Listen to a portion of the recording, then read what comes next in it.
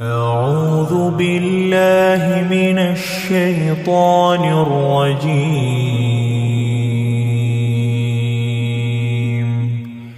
بسم الله الرحمن الرحيم. يا أيها الناس اتقوا ربكم الذي خلقكم من نفس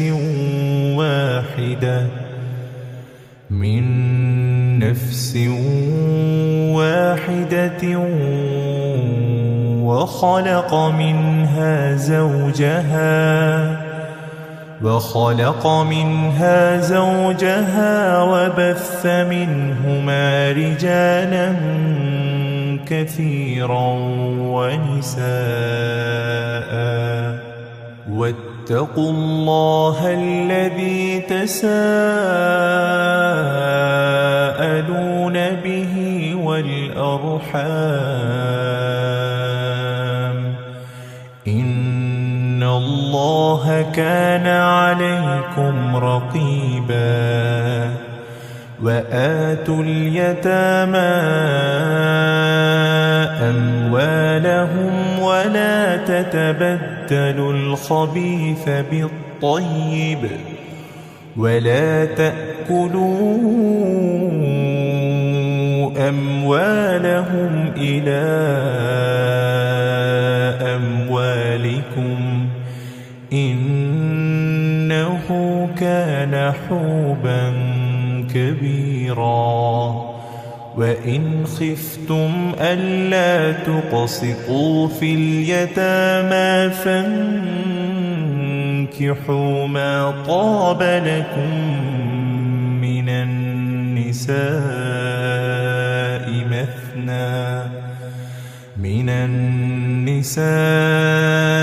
مثنى وثلاث ورباع.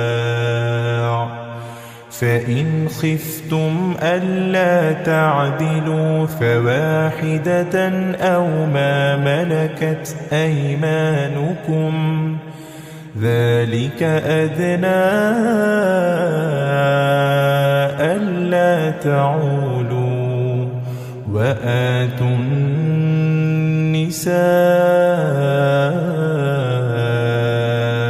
صدقاتهن نحلة فإن طبن لكم عن شيء منه نفسا فكلوه هنيئا مريئا. ولا تؤتوا السفهاء أموالكم التي جعل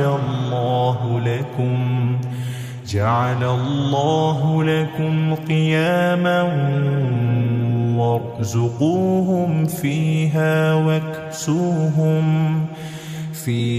واكسوهم وقولوا لهم قولا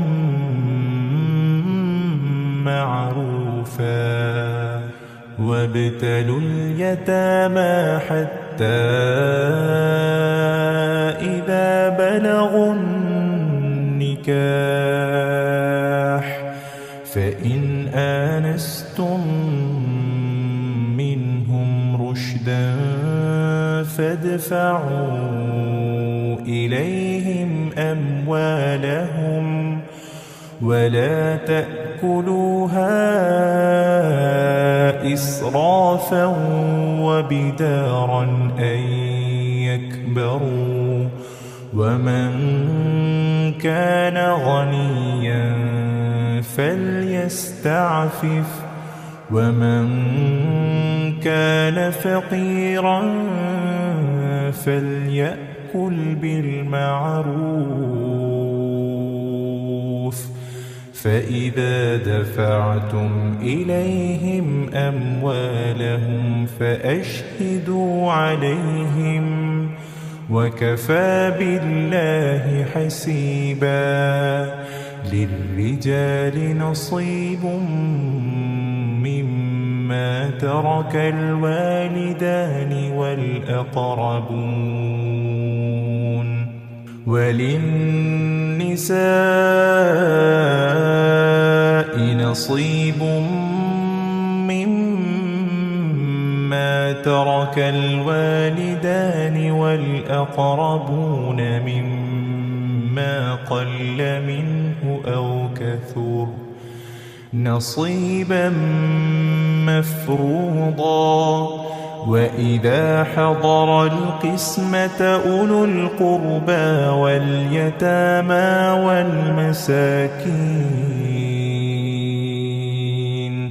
والمساكين فارزقوهم منه وقولوا لهم قولا معروفا. وليخشى الذين لو تركوا من خلفهم ذرية ضعافا خافوا عليهم فليتقوا الله وليقولوا قولا سديدا. إن الذين يأكلون أموال اليتامى ظلما إنما يأكلون في بطونهم نارا وسيصلون سعيرا. يوصيكم الله في أولادكم للذكر مثل حظ الأنثيين. فإن كن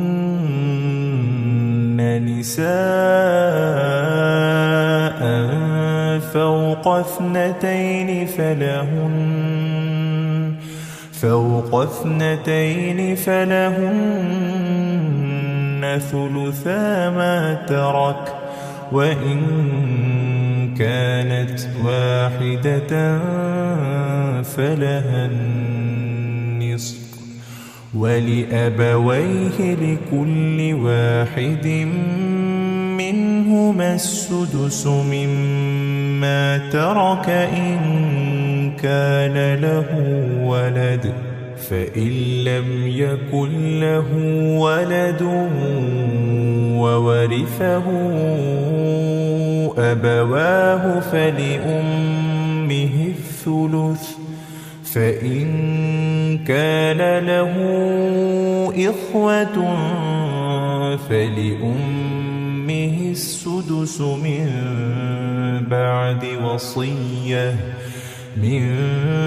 بعد وصية يوصي بها أو دين. آباؤكم وأبناؤكم لا تدرون أيهم أقرب لكم نفعا فريضة من الله إن الله كان عليما حكيما. ولكم نصف ما ترك أزواجكم إن لم يكن لهن ولد. فإن كان لهن ولد فلكم الربع مما تركن من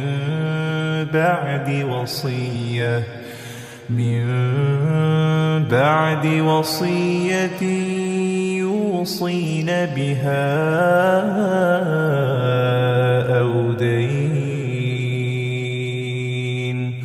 ولهن الربع مما تركتم إن لم يكن لكم ولد.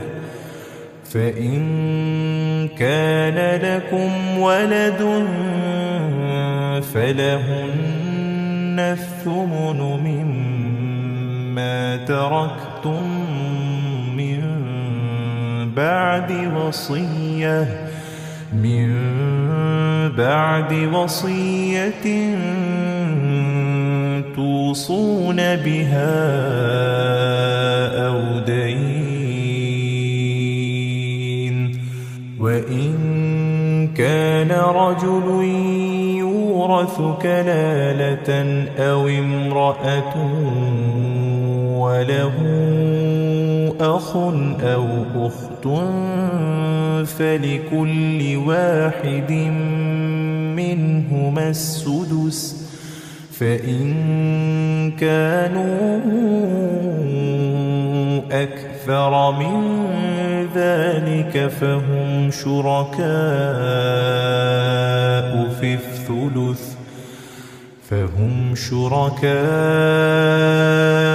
في الثلث من بعد وصية يوصى بها أو دين غير مضار، وصية من الله، والله عليم حليم. تلك حدود الله،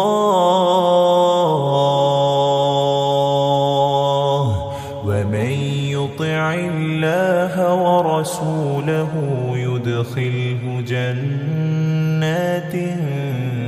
تجري من تحتها الأنهار خالدين فيها، وذلك الفوز العظيم. ومن يعص الله ورسوله ويتعد حدوده يدخله نارا خالدا فيها وله عذاب مهين. واللاتي يأتين الفاحشة من نسائكم فاستشهدوا عليهن 4 منكم، فإن شهدوا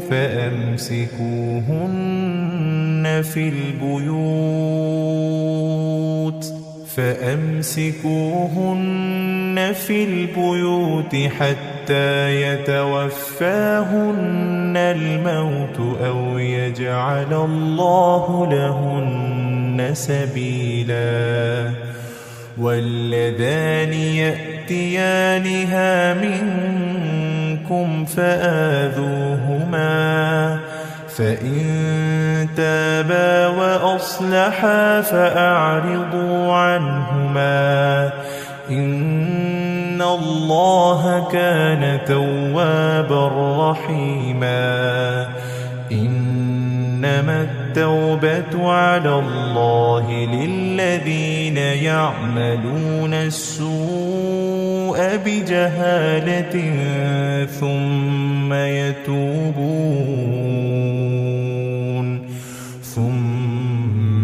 يتوبون من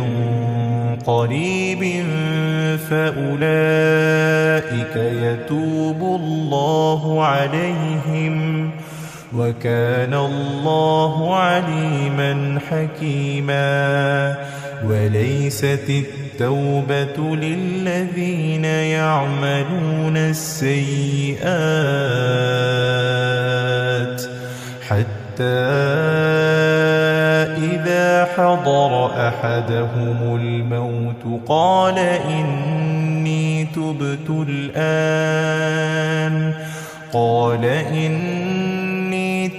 الآن ولا الذين يموتون وهم كفار،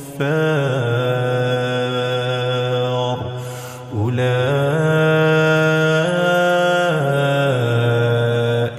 أعتدنا لهم عذابا أليما. يا أيها الذين آمنوا لا يحل لكم أن ترثوا النساء كرها ولا تعضلوهن لتذهبوا ببعض ما آتيتموهن إلا أن يأتين بفاحشة مبينة وعاشروهن بالمعروف فإن كرهتموهن فعسى أن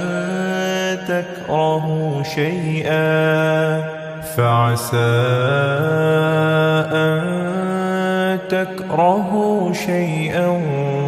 ويجعل الله فيه خيرا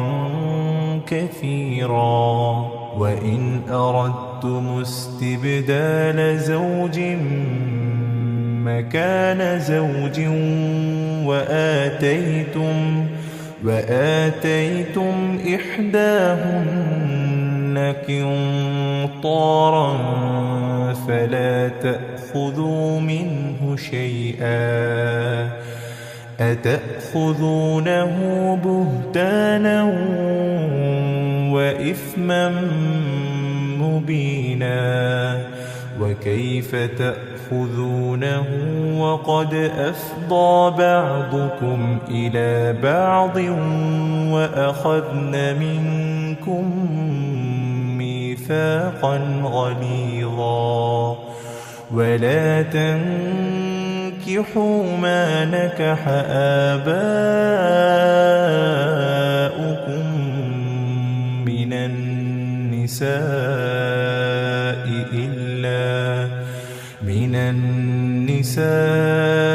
إلا ما قد سلف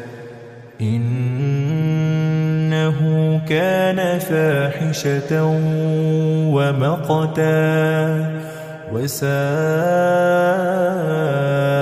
سبيلا حرمت عليكم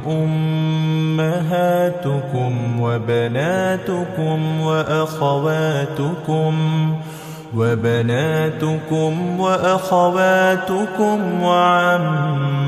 وعماتكم وخالاتكم وبنات الأخ وبنات الأخت وأمهاتكم اللاتي أرضعنكم وأخواتكم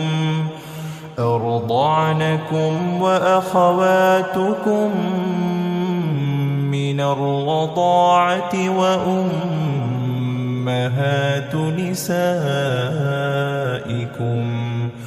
وأمهات نسائكم وربائبكم اللاتي في حجوركم من نسائكم اللاتي دخلتم بهن فإن لم تكونوا دخلتم بهن فلا جناح عليكم وحلائل أبنائكم الذين من أصلابكم وأن تجمعوا بين الأختين إلا ما قد سلف إن الله كان غفورا رحيما والمحصنات من النساء إلا ما ملكت أيمانكم كتاب الله عليكم وأحل لكم ما وراء ذلكم أن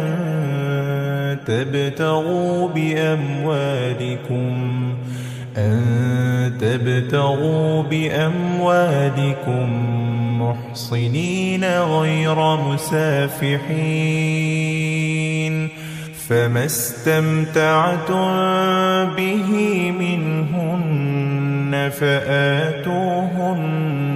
أجورهن فريضة ولا جناح عليكم فيما تراضيتم به من بعد الفريضة إن الله كان عليما حكيما ومن لم يستطع منكم طولا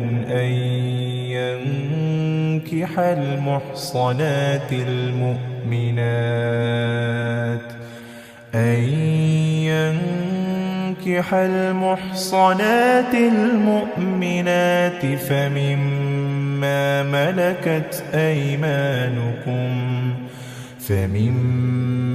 ملكت أيمانكم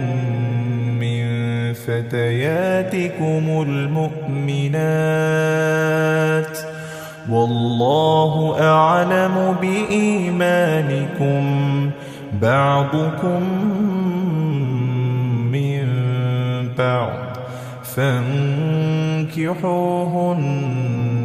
بإذن أهلهن وآتوهن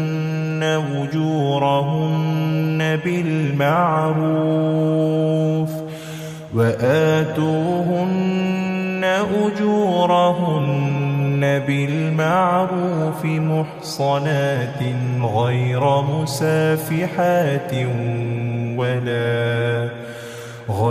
مسافحات ولا متخذات أخدان فإذا أحصن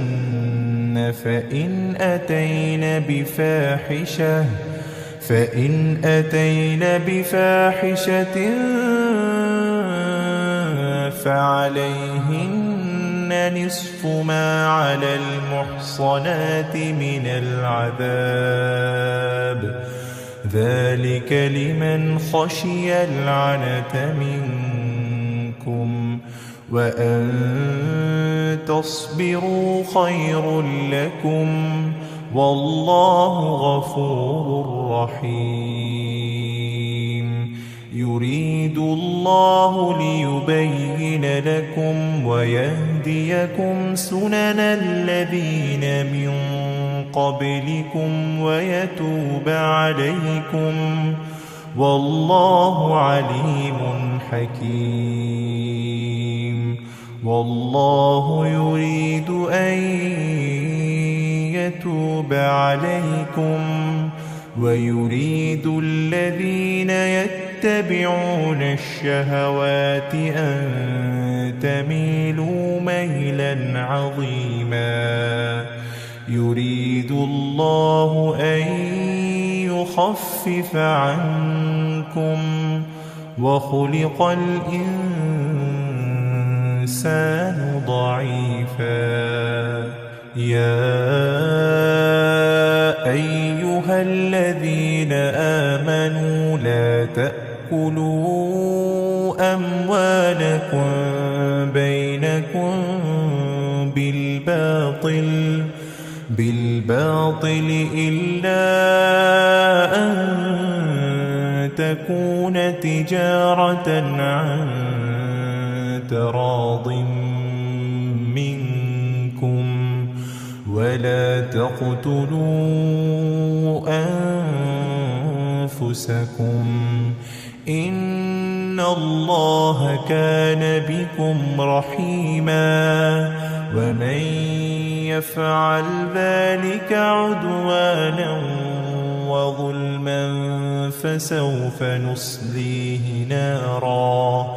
وكان ذلك على الله يسيرا إن تجتنبوا كبائر ما تنهون عنه نكفر عنكم سيئاتكم عنكم سيئاتكم وندخلكم مدخلا كريما ولا تتمنوا ما فضل الله به بعضكم على بعض للرجال نصيب مما اكتسبوا وللنساء نصيب مما اكتسبن واسألوا الله من فضله إن الله كان بكل شيء عليما ولكل جعلنا موالي مما ترك الوالدان والأقربون والذين عقدت أيمانكم فآتوهم نصيبهم إن الله كان على كل شيء شهيدا الرجال قوامون على النساء بما فضل الله بعضهم على بعض وبما أنفقوا من أموالهم فالصالحات قانتات حافظات للغيب بما حفظ الله واللاتي تخافون نشوزهن فعظوهن واهجروهن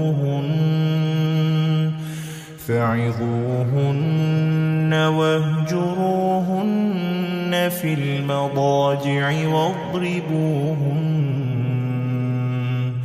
فإن أطعنكم فلا تبغوا عليهن سبيلا إن الله كان عليا كبيرا وإن خفتم شقاق بينهما فابعثوا حكما من أهله وحكما من أهلها إن يريدا إصلاحا يوفق الله بينهما إن الله كان عليما خبيرا واعبدوا الله ولا تشركوا به شيئا وبالوالدين إحسانا وبذي القربى واليتامى والمساكين والجار ذي القربى والجار الجنب والصاحب بالجنب وابن السبيل وما ملكت أيمانكم إن الله لا يحب من كان مختالا فخورا الذين يبخلون ويأمرون الناس بالبخل ويكتمون ما آتاهم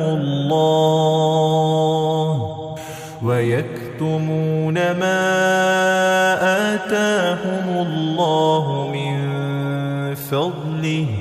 وأعتدنا للكافرين عذابا مهينا والذين ينفقون أموالهم رئاء الناس ولا يؤمنون بالله ولا باليوم الآخر ومن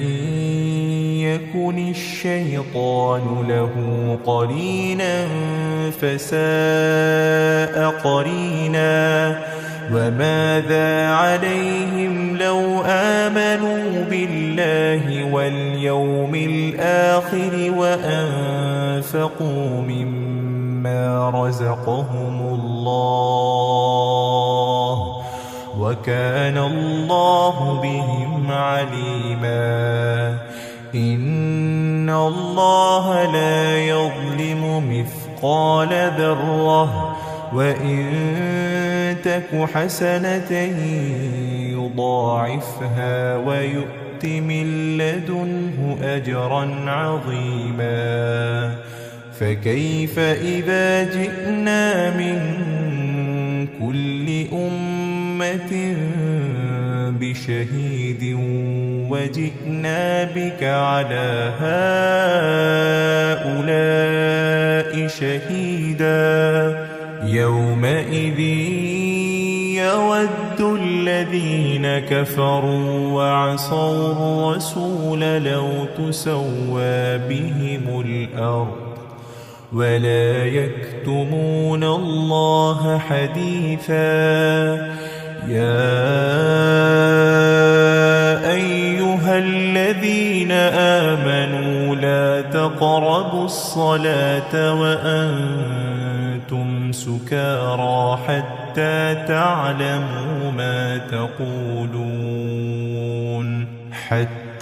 تعلموا ما تقولون ولا جنبا إلا عابري سبيل حتى تغتسلوا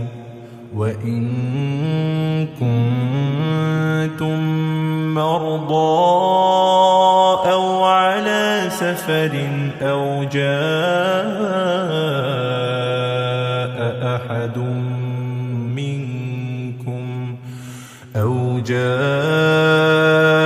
أحد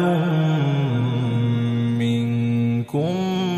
من الغائط أو لامستم النساء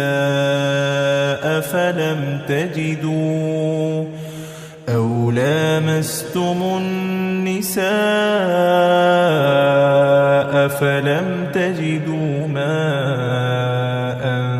فتيمموا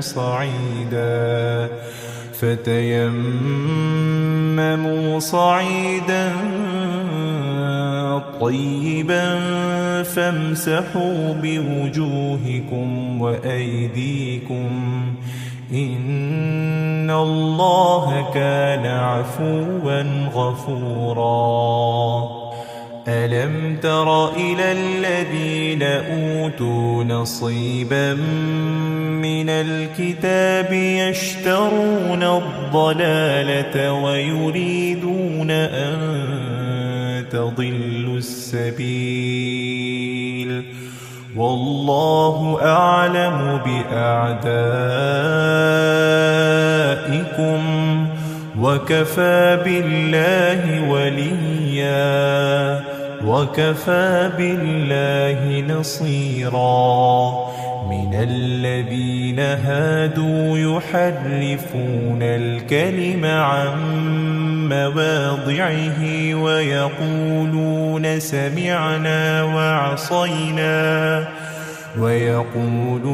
سمعنا وعصينا واسمع غير مسمع وراعنا ليا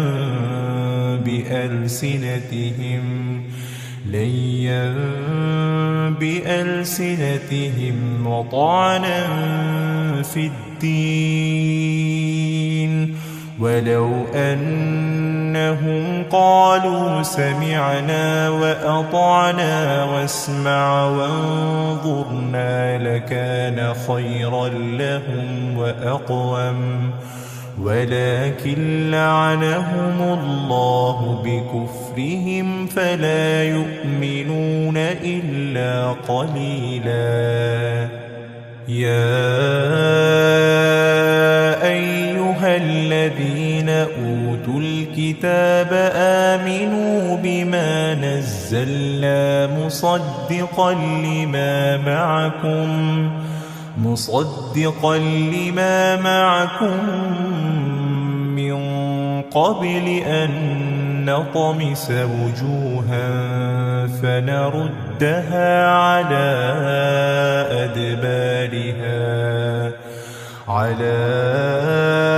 أدبارها أو نلعنهم كما لعنا أصحاب السبت وكان أمر الله مفعولا إن الله لا يغفر أن يشرك به ويغفر ما دون ذلك لمن يشاء ومن يشرك بالله فقد افترى إثما عظيما ألم تر إلى الذين يزكون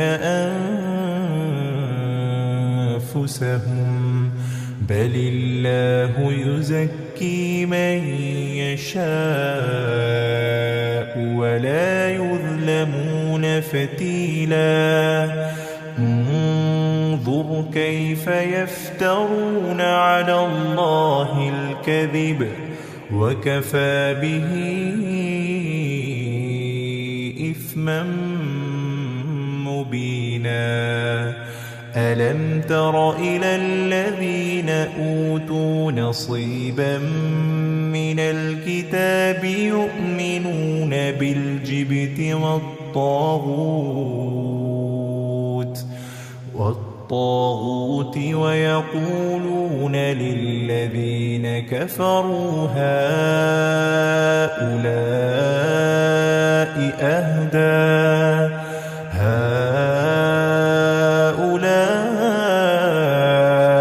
أهدى من الذين آمنوا سبيلا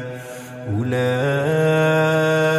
الذين لعنهم الله ومن يلعن الله فلن تجد له نصيرا أم لهم نصيب من الملك فإذا لا يؤتون الناس نقيرا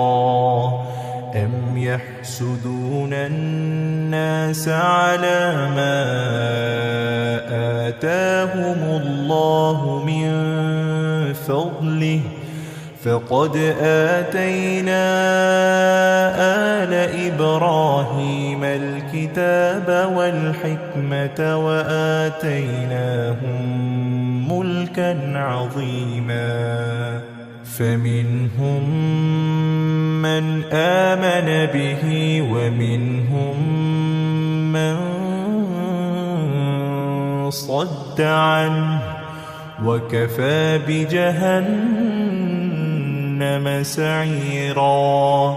إن الذين كفروا بآياتنا سوف نصليهم نارا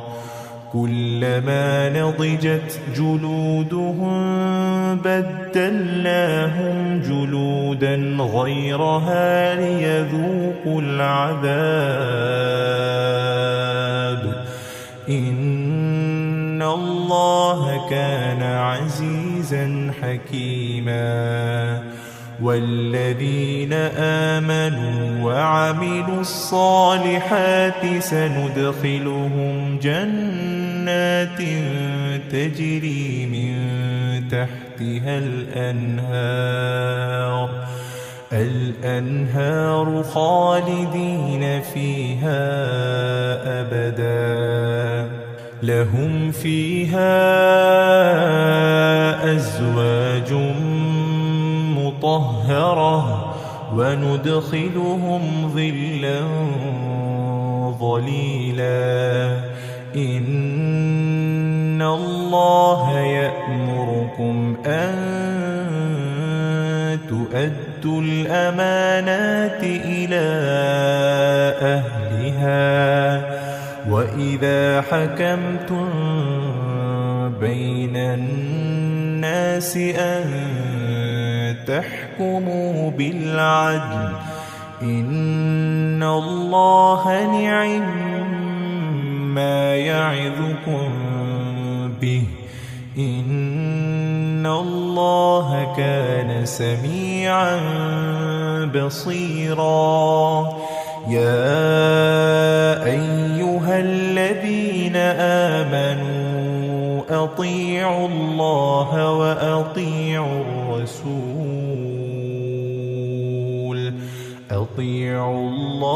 وأطيعوا الرسول وأولي الأمر منكم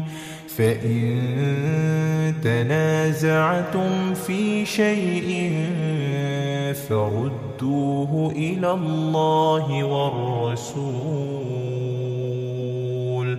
إلى الله والرسول إن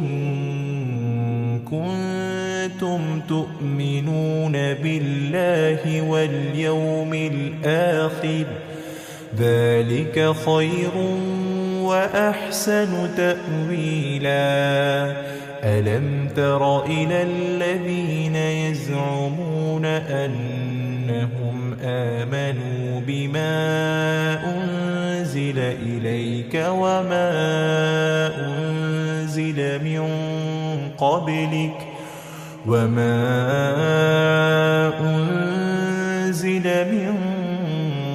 قبلك يريدون أن يتحاكموا إلى الطاغوت وقد أمروا أن يكفروا به ويريد الشيطان أن يضلهم ضلالا بعيدا وإذا قيل لهم تعالوا إلى ما أنزل الله وإلى الرسول رأيت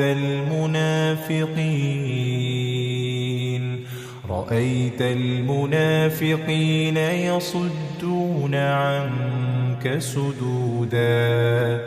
فكيف إذا أصابتهم مصيبة بما قدمت أيديهم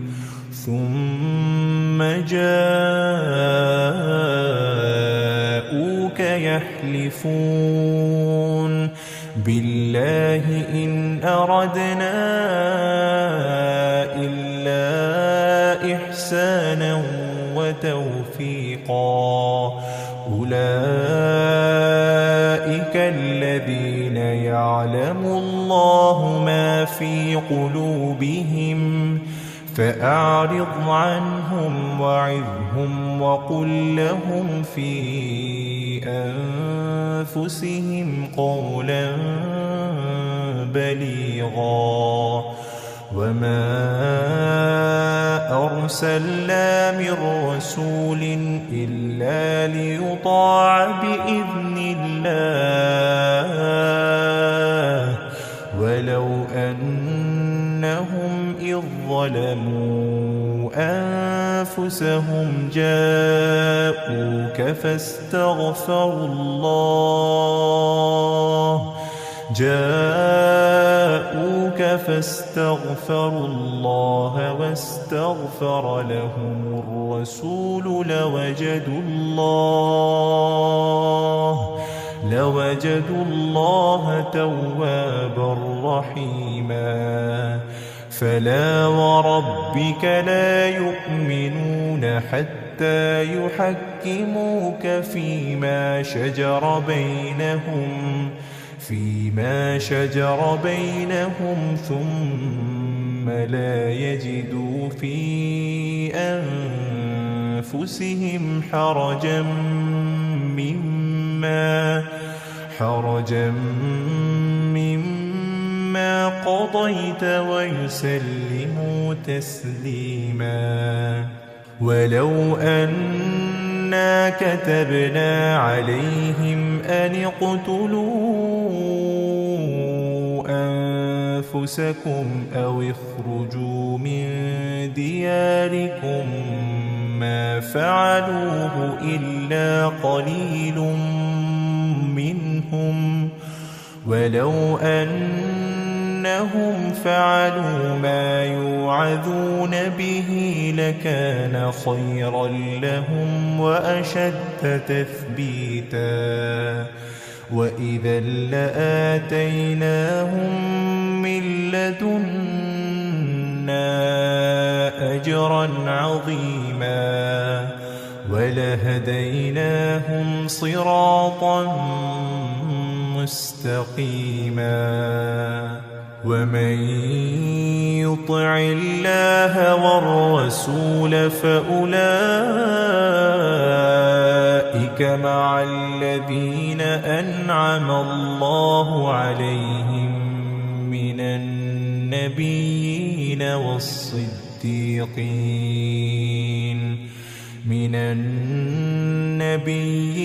والصديقين والشهداء والصالحين، وحسن أولئك رفيقا. ذلك الفضل من الله وكفى بالله عليما. يا أيها الذين آمنوا خذوا حذركم فانفروا ثبات أو انفروا جميعا، وإن منكم لمن ليبطئن فإن أصابتكم مصيبة قال قد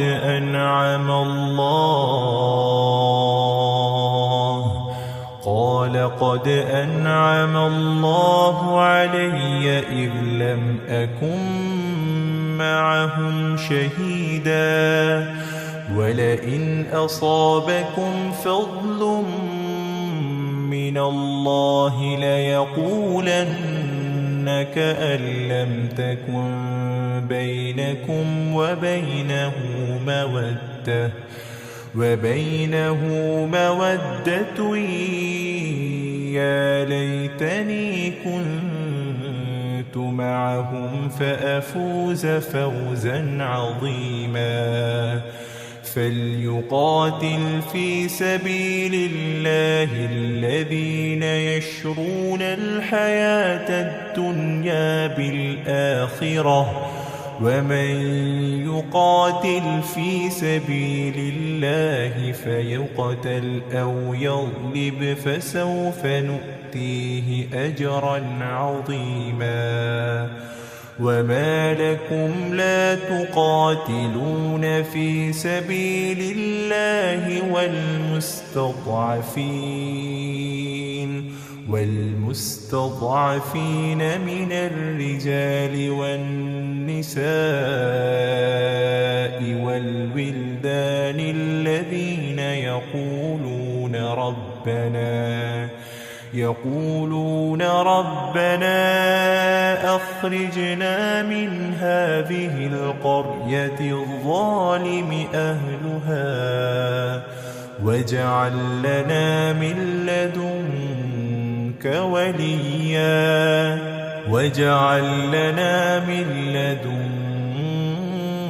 نصيرا. الذين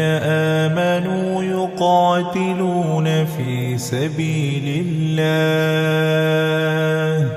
والذين كفروا يقاتلون في سبيل الطاغوت فقاتلوا أولياء الشيطان إن كيد الشيطان كان ضعيفا. ألم تر إلى الذين قيل لهم كفوا أيديكم وأقيموا الصلاة وآتوا الزكاة فلما كتب عليهم القتال إذا فريق منهم يخشون الناس كخشية الله أو أشد خشية وقالوا ربنا لم كتبت علينا القتال لولا أخرتنا إلى أجل قريب قل متاع الدنيا قليل والآخرة خير لمن اتقى ولا تظلمون فتيلا أينما تكونوا يدرككم الموت ولو كنتم في بروج مشيدة وإن تصبهم حسنة يقولوا هذه من عند الله وإن تصبهم سيئة يقولوا هذه من عندك قل كل من عند الله فما لهؤلاء القوم لا يكادون يفقهون حديثا ما أصابك من حسنة فمن الله وما أصابك من سيئة فمن نفسك وأرسلناك للناس رسولا وكفى بالله شهيدا من يطع الرسول فقد أطاع الله ومن تولى فما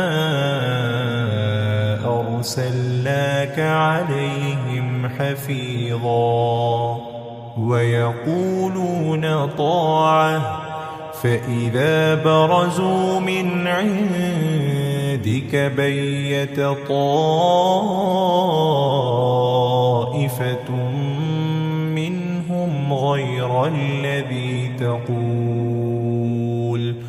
والله يكتب ما يبيتون فأعرض عنهم وتوكل على الله وكفى بالله وكيلا أفلا يتدبرون القرآن ولو كان من عند غير الله لوجدوا فيه اختلافا كثيرا وإذا جاءهم أمر من الأمن أو الخوف أذاعوا به ولو ردوه إلى الرسول وإلى أولي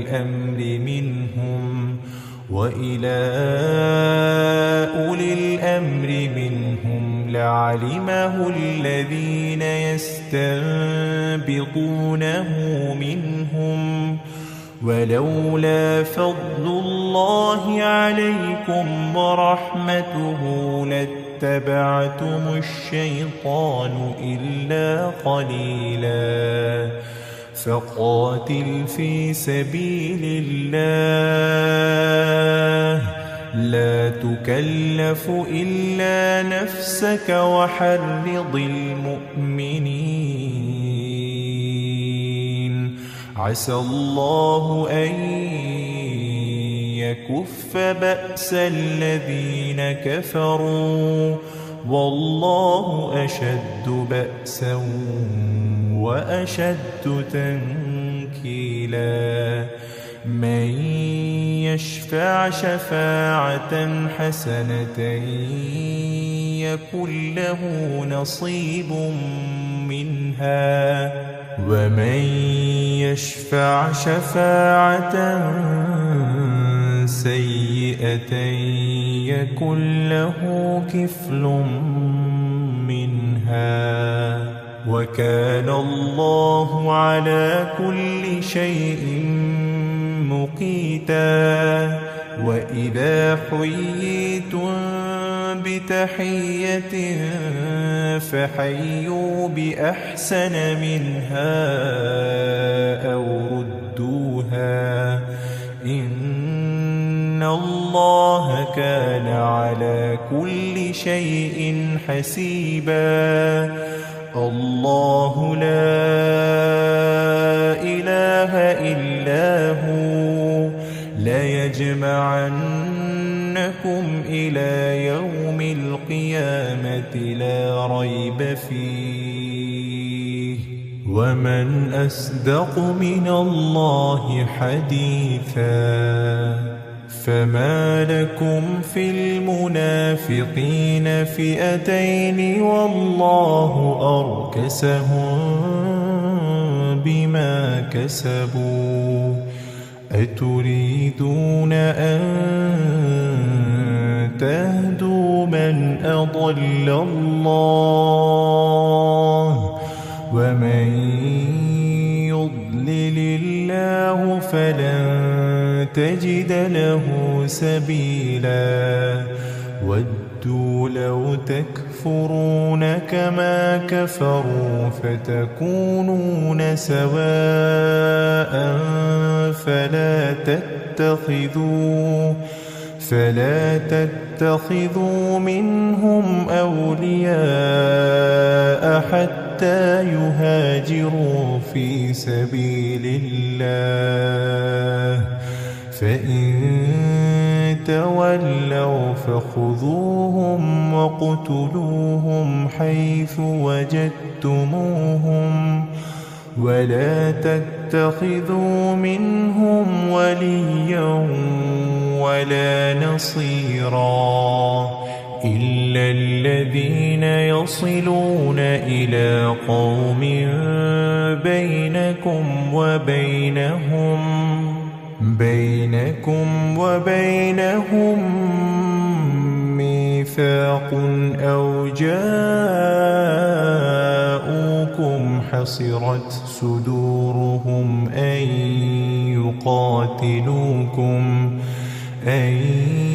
يقاتلوكم أو يقاتلوا قومهم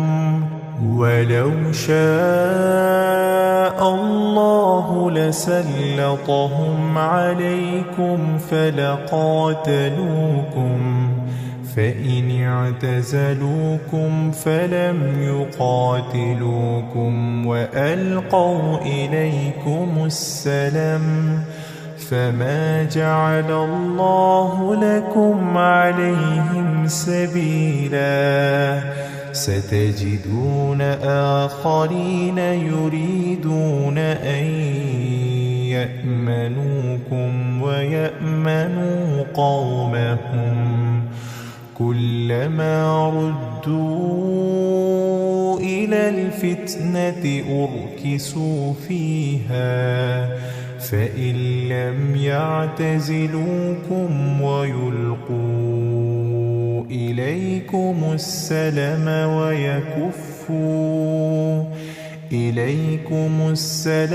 ويكفوا أيديهم فخذوهم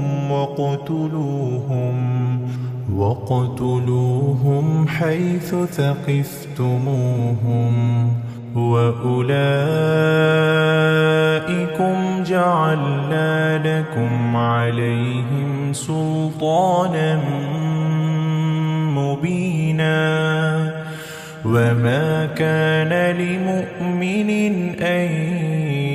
يقتل مؤمنا إلا خطأ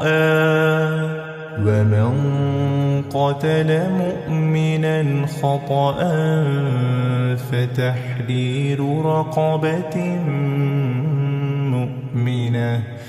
فتحرير رقبة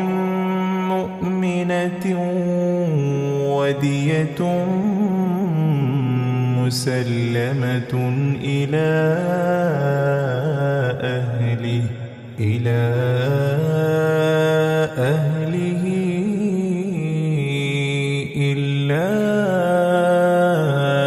أن يصدقوا فإن كان من قوم عدو لكم وهو مؤمن فتحرير رقبة مؤمنة وإن كان من قوم بينكم وبينهم ميثاق فدية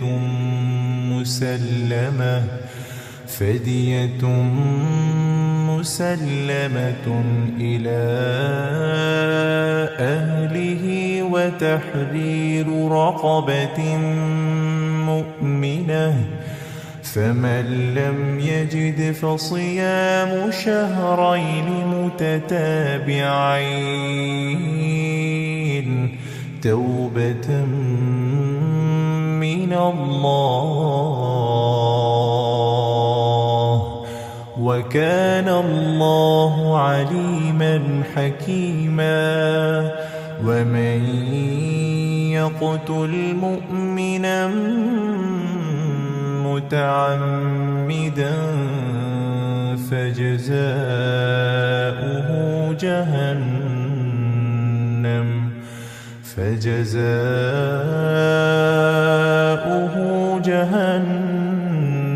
خالدا فيها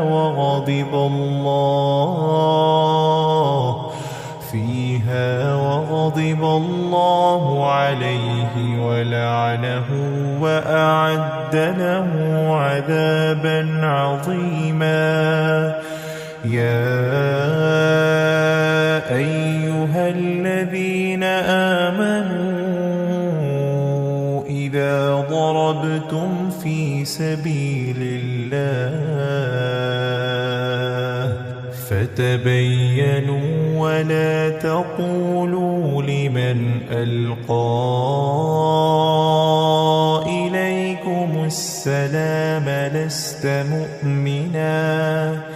تبتغون عرض الحياة الدنيا فعند الله مغانم كثيرة كذلك كنتم من قبل فمن الله عليكم فتبينوا إن الله كان بما تعملون خبيرا لا يستوي القاعدون من المؤمنين غير أولي الضرر والمجاهدون في سبيل الله بأموالهم وأنفسهم فضل الله المجاهدين بأموالهم وأنفسهم على القاعدين درجة وكلا وعد الله الحسنى وفضل الله المجاهدين على القاعدين أجرا عظيما درجات منه ومغفرة وكان الله غفورا رحيما إن الذين توفاهم الملائكة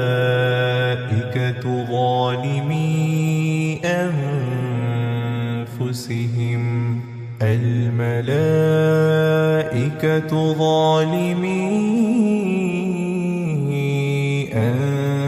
أنفسهم قالوا فيم كنتم قالوا كنا مستضعفين في الأرض قالوا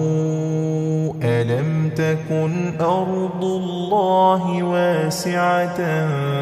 فتهاجروا فيها فأولئك مأواهم جهنم وساءت مصيرا إلا المستضعفين من الرجال والنساء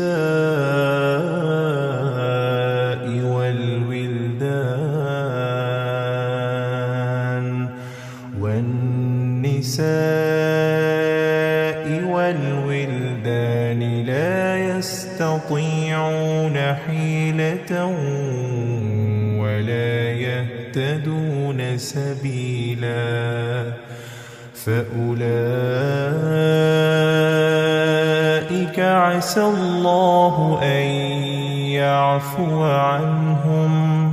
وكان الله عفوا غفورا ومن يهاجر في سبيل الله يجد في الأرض مراغما كثيرا وسعة ومن يخرج من بيته مهاجرا إلى الله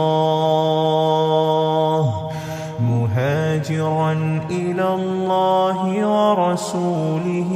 ثم يدركه الموت فقد وقع أجره على الله وكان الله غفورا رحيما وإذا ضربتم في الأرض فليس عليكم جناح أن تقصروا من الصلاة إن خفتم أن يفتنكم الذين كفروا إن الكافرين كانوا لكم عدوا مبينا وإذا كنت فيهم فأقمت لهم الصلاة فلتقم طائفة منهم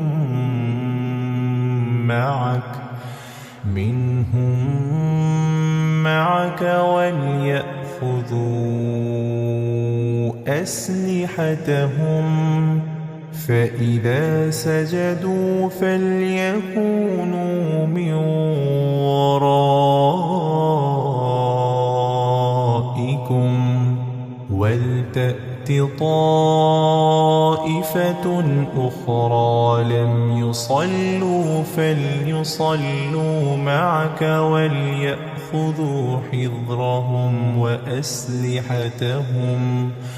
ود الذين كفروا لو تغفلون عن أسلحتكم وأمتعتكم فيميلون عليكم ميلة واحدة ولا جناح عليكم إن كان بكم أذى من مطر أو كنتم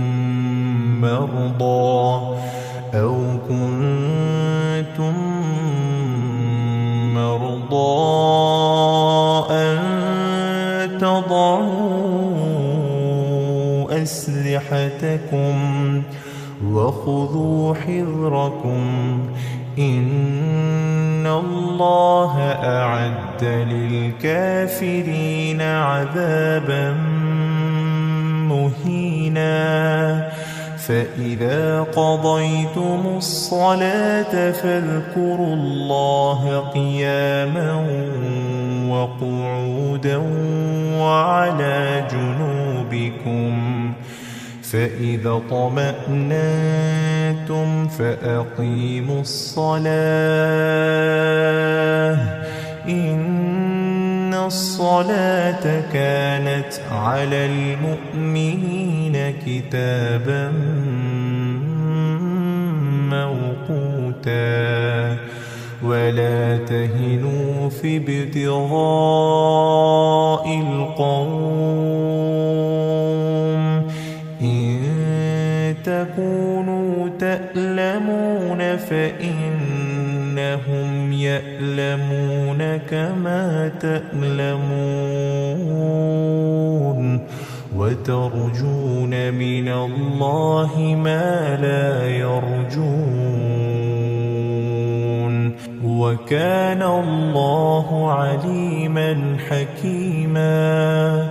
إنا أنزلنا إليك الكتاب بالحق لتحكم بين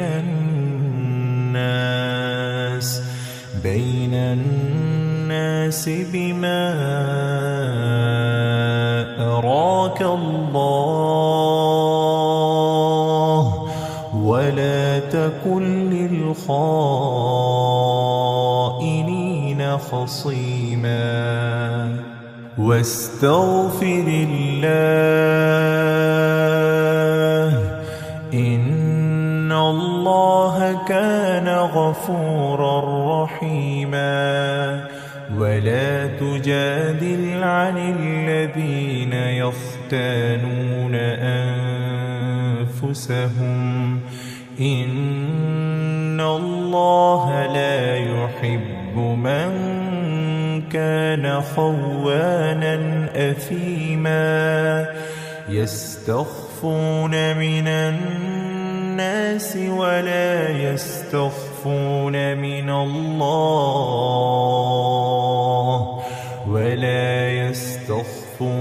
من الله وهو معهم إذ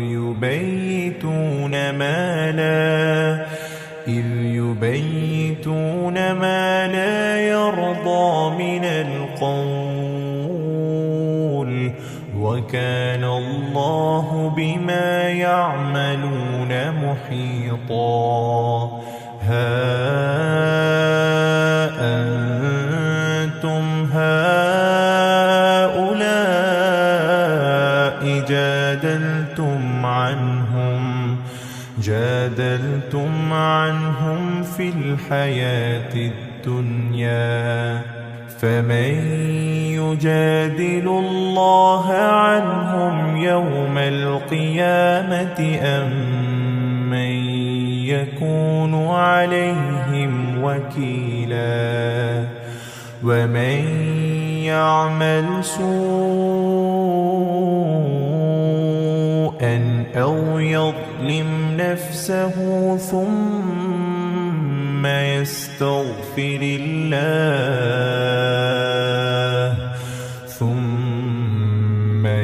يستغفر الله يجد الله غفورا رحيما ومن يكسب إثما فإنما يكسبه على نفسه وكان الله عليما حكيما ومن يكسب خطيئة أو إثما ثم يرم به بريئا فقد احتمل بهتانا وإثما مبينا ولولا فضل الله عليك ورحمته لهمت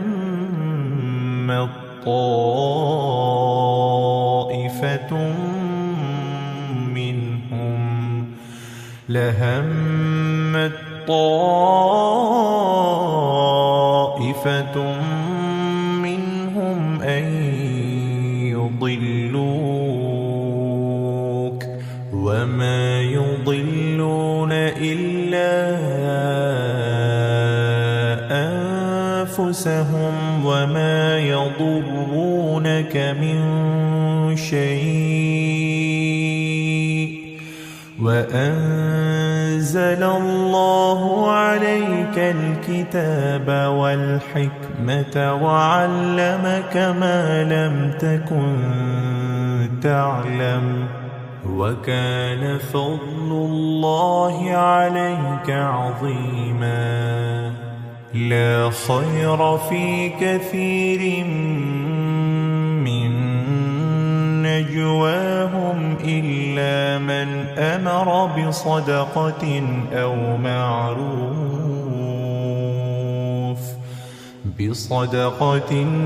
معروف أو إصلاح بين الناس ومن يفعل ذلك ابتغاء مرضات الله فسوف نؤتيه أجرا عظيما ومن يشاقق الرسول من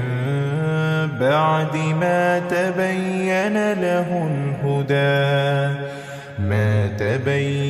له الهدى ويتبع غير سبيل المؤمنين نوله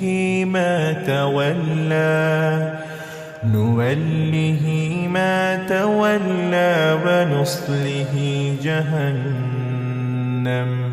وساءت مصيرا إن الله لا يغفر أن يشرك به ويغفر ما دون ذلك لمن يشاء ومن يشرك بالله فقد ضل ضلالا بعيدا إن يدعون من دونه إلا إناثا وإن يدعون إلا شيطانا مريدا لعنه الله وقال لأتخذن من عبادك نصيبا مفروضا ولأضلنهم ولأمنينهم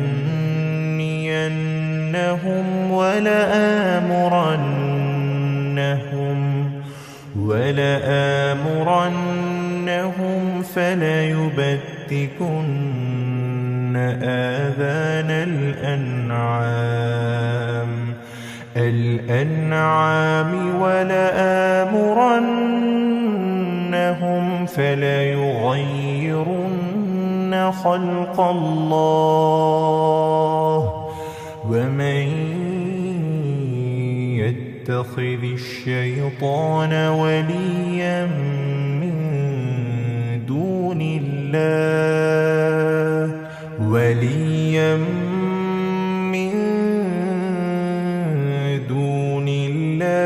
فقد خسر خسرانا مبينا يعدهم ويمنيهم وما يعدهم الشيطان إلا غرورا أولئك مأواهم جهنم ولا يجدون خليصا والذين آمنوا وعملوا الصالحات سندخلهم جنات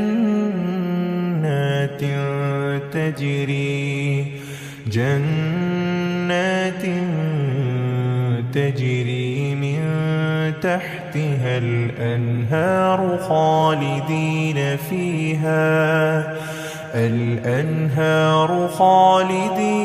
فيها أبدا وعد الله حقا ومن أصدق من الله قيلا ليس بأمانيكم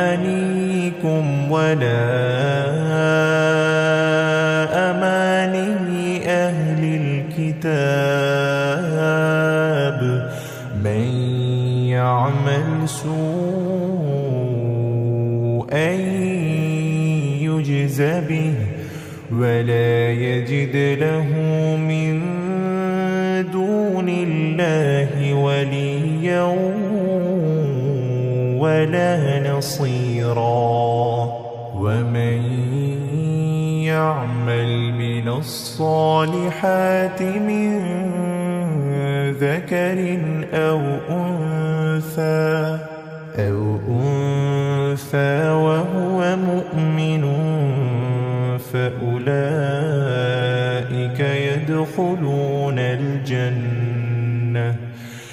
فأولئك يدخلون الجنة ولا يظلمون نقيرا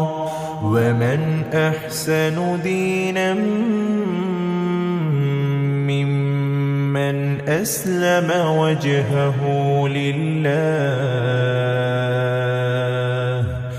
وجهه لله وهو محسن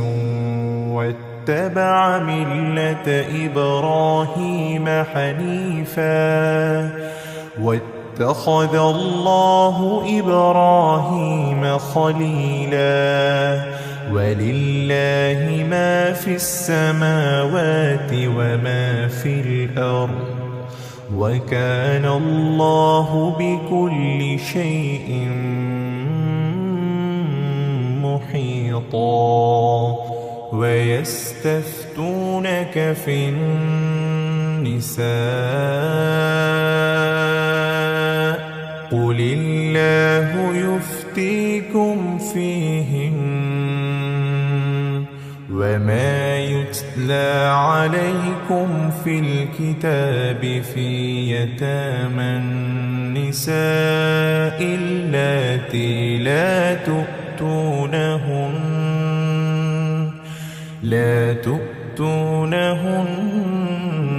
ما كتب لهن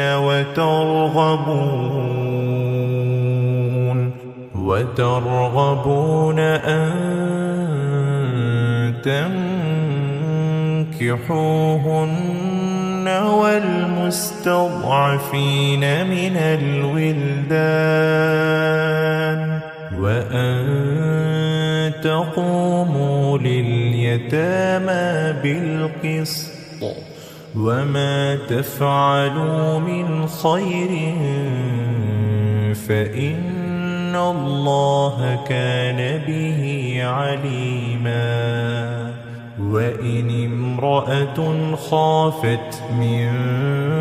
بعلها نشوزا أو إعراضا فلا جناح عليهما أن يصلحا بينهما صلحا والصلح خير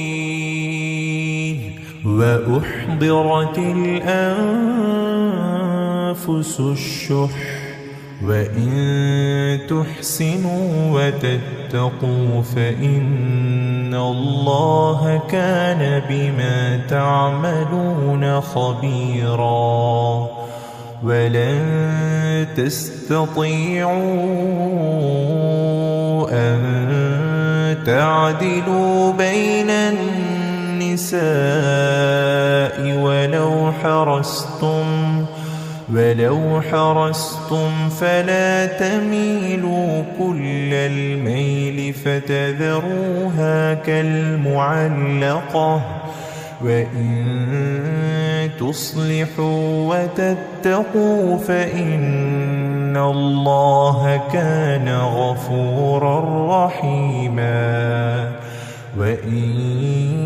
يتفرقا يغن الله كلا من سعته وكان الله واسعا حكيما ولله ما في السماوات وما في الأرض ولقد وصينا الذين أوتوا الكتاب من قبلكم وإياكم أن اتقوا الله وإن تكفروا فإن لله ما في السماوات وما في الأرض وكان الله غنيا حميدا ولله ما في السماوات وما في الأرض وكفى بالله وكيلا إن يشأ يذهبكم أيها الناس ويأت بآخرين وكان الله على ذلك قديرا من كان يريد ثواب الدنيا فعند الله ثواب الدنيا والآخرة وكان الله سميعا بصيرا يا أيها الذين آمنوا كونوا قوامين بالقسط شهداء لله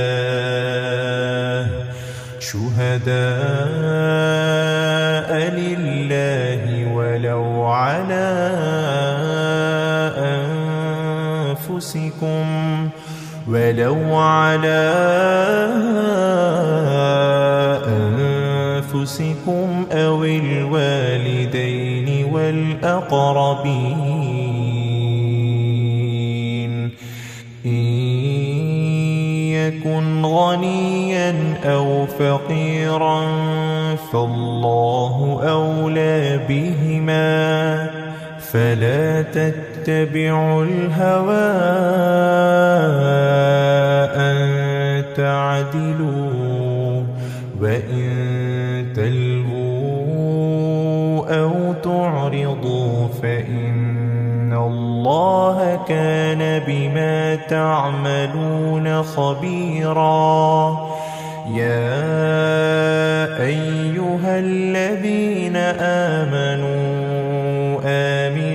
بالله ورسوله والكتاب الذي نزل على رسوله والكتاب الذي أنزل من قبل ومن يكفر بالله وملائكته وكتبه ورسله واليوم الآخر فقد ضل ضلالا بعيدا إن الذين آمنوا ثم كفروا ثم آمنوا ثم كفروا ثم ازدادوا كفرا لم يكن الله ليغفر لهم ولا ليهديهم سبيلا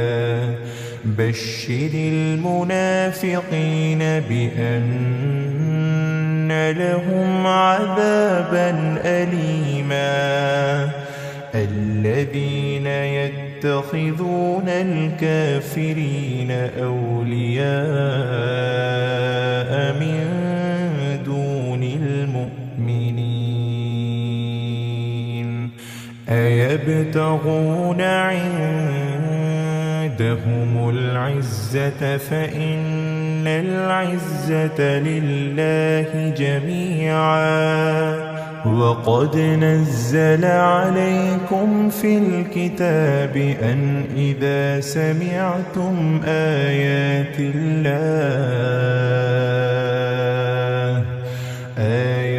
الله يكفر بها ويستهزأ بها فلا تقعدوا معهم حتى يخوضوا في حديث غيره إنكم إذا مثلهم إن الله جامع المنافقين والكافرين في جهنم جميعا الذين يتربصون بكم فإن كان لكم فتح من الله قالوا ألم نكن معكم وإن كان للكافرين نصيب قالوا ألم نستحوذ عليكم ونمنعكم من المؤمنين فالله يحكم بينكم يوم القيامة ولن يجعل الله للكافرين على المؤمنين سبيلا إن المنافقين يخادعون الله وهو خادعهم وإذا قاموا إلى الصلاة قاموا كسالى يراءون الناس ولا يذكرون الله إلا قليلا مذبذبين بين ذلك لا إله هؤلاء ولا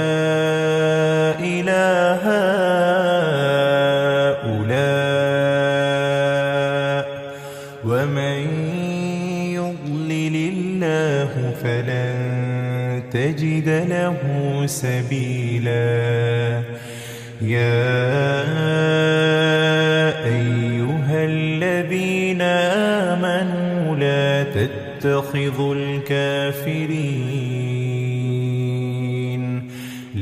تتخذوا الكافرين أولياء من دون المؤمنين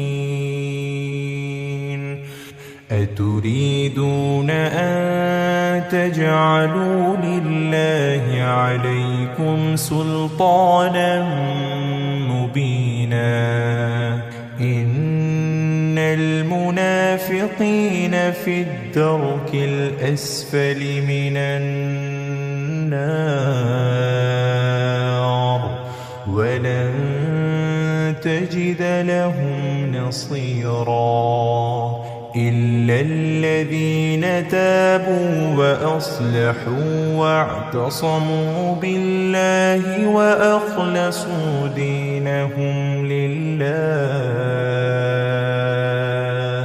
وأخلصوا دينهم لله فأولئك مع المؤمنين وسوف يؤتي الله المؤمنين أجرا عظيما. ما يفعل الله بعذابكم إن شكرتم وآمنتم وكان الله شاكرا عليما. لا يحب الله الجهر بالسوء من القول إلا من ظلم وكان الله سميعا عليما. إن تبدوا خيرا أو تخفوه أو تعفوا عن سوء فإن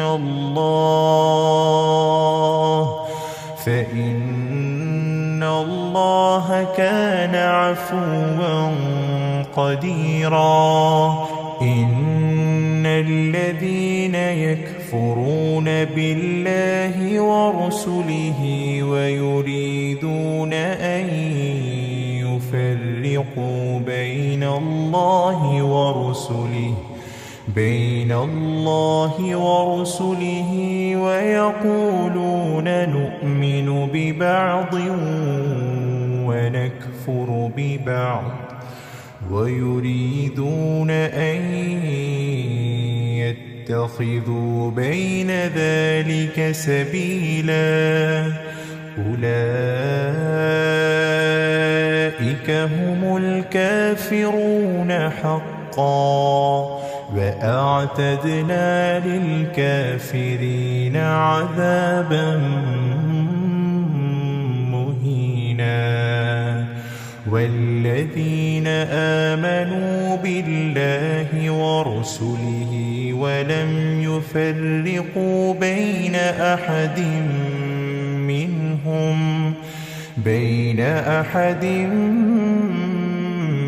منهم أولئك سوف يؤتيهم أجورهم وكان الله غفورا رحيما. يسألك أهل الكتاب أن تنزل عليهم كتابا من السماء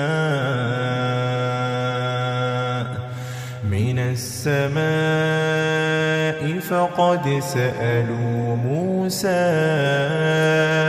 أكبر من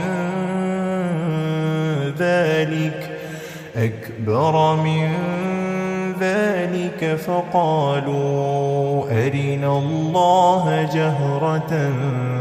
فأخذتهم الصاعقة بظلمهم ثم اتخذوا العجل من بعد ما جاءتهم البينات فعفونا عن ذلك وآتينا موسى سلطانا مبينا. ورفعنا فوقهم الطور بميثاقهم وقلنا لهم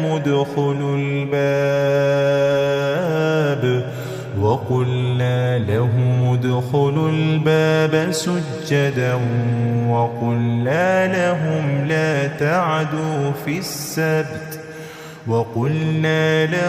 لا تعدوا في السبت وأخذنا منهم ميثاقا غليظا. فبما نقضهم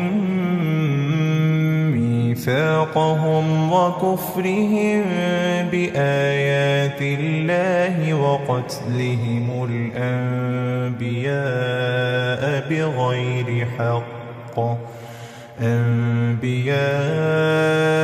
بغير حق وقولهم قلوبنا غلف بل طبع الله عليها بكفرهم فلا يؤمنون إلا قليلا. وبكفرهم وقولهم على مريم بهتانا عظيما وقولهم إنا قتلنا المسيح عيسى ابن مريم رسول الله وما قتلوه وما صلبوه ولكن شبه لهم وإن الذين اختلفوا فيه لفي شك منه ما لهم به من علم إلا اتباع الظن وما قتلوه يقينا بل رفعه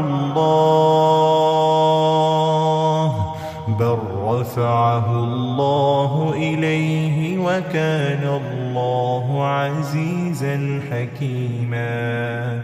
وإن من أهل الكتاب إلا ليؤمنن به قبل موته ويوم القيامة يكون عليهم شهيدا فبظلم من الذين هادوا حرمنا عليهم طيبات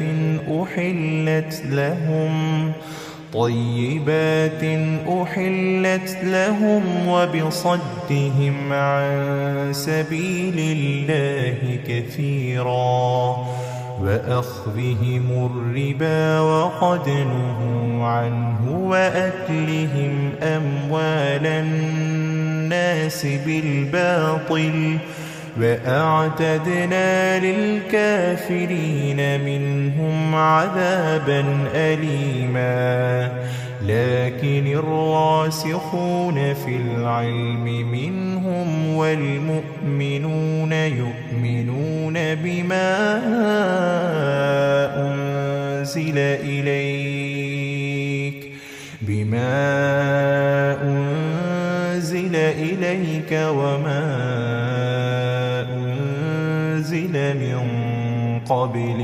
وما أنزل من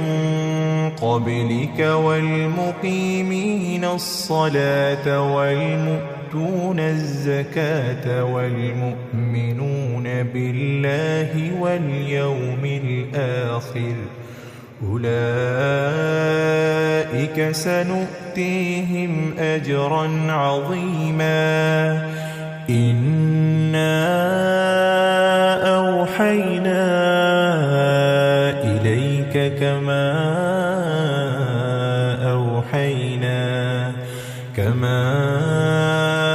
أوحينا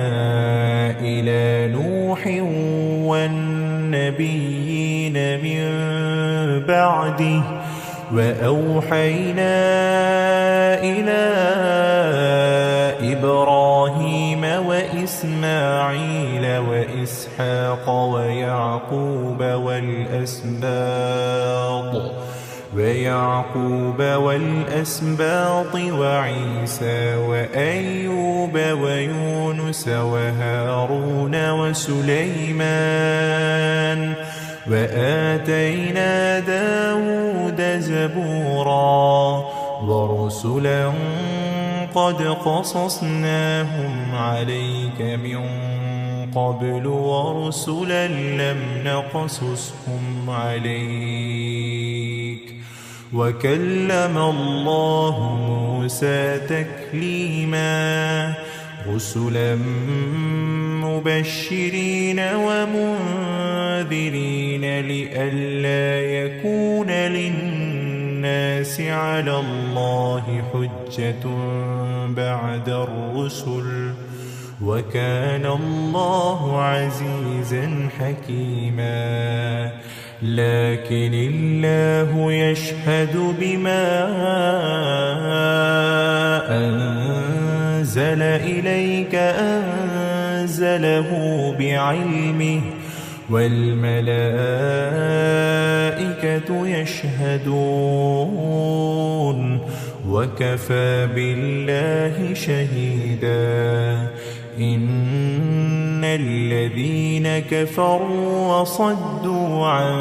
سبيل الله قد ضلوا ضلالا بعيدا.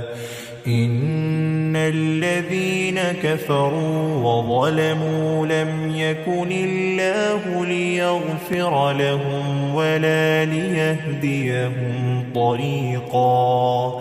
إلا طريق جهنم خالدين فيها أبدا وكان ذلك على الله يسيرا. يا أيها الناس قد جاءكم الرسول بالحق من ربكم فآمنوا خيرا لكم وإن تكفروا فإن لله ما في السماوات والأرض وكان الله عليما حكيما. يا أهل الكتاب لا تغلوا في دينكم ولا تقولوا على الله إلا الحق. إنما المسيح عيسى بن مريم رسول الله وكلمته ألقاها إلى مريم وروح منه فآمنوا بالله ورسله ولا تقولوا ثلاثة انتهوا خيرا لكم إنما الله إله واحد سبحانه أن يكون له ولد له ما في السماوات وما في الأرض وكفى بالله وكيلا. لن يستنكف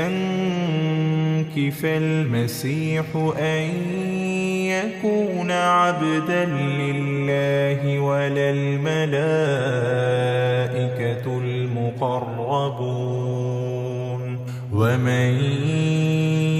يستنكف عن عبادته ويستكبر فسيحشرهم إليه جميعا. فأما الذين آمنوا وعملوا الصالحات فيوفيهم أجورهم ويزيدهم من فضله. وأما الذين استنكفوا واستكبروا فيعذبهم عذابا أليما ولا يجدون لهم من دون الله وليا ولا نصيرا. يا أيها الناس قد جاءكم برهان